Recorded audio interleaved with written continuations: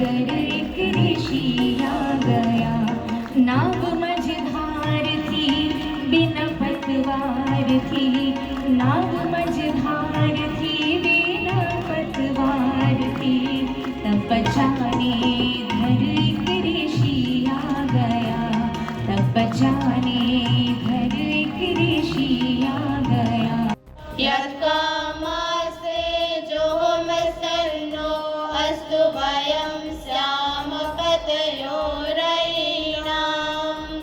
ॐ सानो बन्धुर्जनिता सविधाता धामानि वेदभुवनानि विश्वान् यत्र देवा अमृतमानशानाः श्रुतीये धामन्।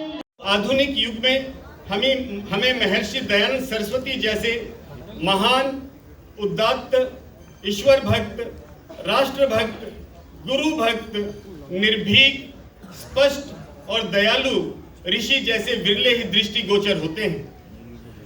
उनसे प्रेरणा पाकर उनके लाखों शिष्यों ने पिछले 150 वर्षों के थोड़े से ही काल में भारत की दशा और दिशा बदलने में अभूतपूर्व योगदान दिया है।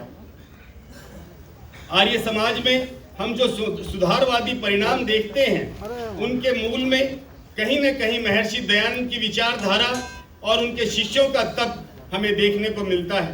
हमारी जिम्मेवारी है। 200वीं जयंती शायद हमें इन्हीं जिम्मेदारियों का एहसास कराने के लिए उपस्थित है। हमारे सामाजिक, पारिवारिक और व्यक्तिगत ताने बाने को छिन्न भिन्न करने की जो साजिश और जो प्रयास हो रहे हैं, उनको समझना और समझाना आज हमारी प्राथमिकताओं में से होना चाहिए।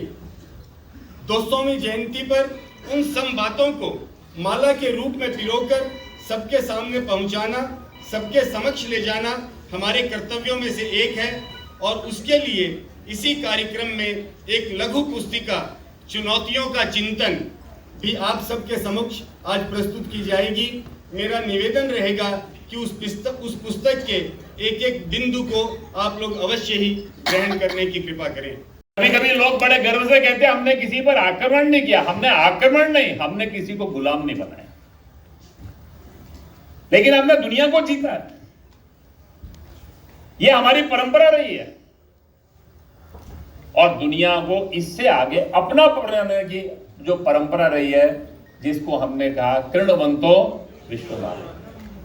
ये विश्वमार्यम ये किसी का तलवार के जोर पर मत परिवर्तन नहीं है, किसी का धोखाधड़ी के आधार के ऊपर अपना अनुयायी बनाना नहीं है, भेड़ों के समूह इकट्ठे करना नहीं है।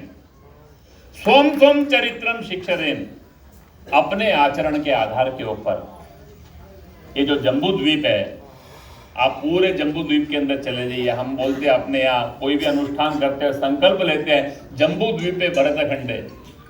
आपको भारत जैसा जीवन कंबोडिया में मिलेगा, चाइना में मिलेगा, जापान में मिलेगा। ऐसे ही परिवार, ऐसे ही घर, ऐसे ही जीवन के मूल्य इस देश के महापुरुषों ने सारे दुनिया के अंदर स्थान स्थान के ऊपर जाकर अपने जीवन के आधार के ऊपर लोगों को कहा, हमको देखो, हमने कोई खास बात लगे तो हम जैसे बन जाए। वास्तव के अंदर उन्होंने उस कालखंड के अंदर भारत को, भारत के 100 प्रमाण जो ग्रंथ थे, उस कालखंड में उन्होंने कहा व्याकरण भी पढ़ना है तो पाणिनि और पतंजलि के अष्टाध्यायी और महाभाष्य उसके आधार पर आपको पढ़ना है। ये जो उनका एक मौलिक दिशा थी,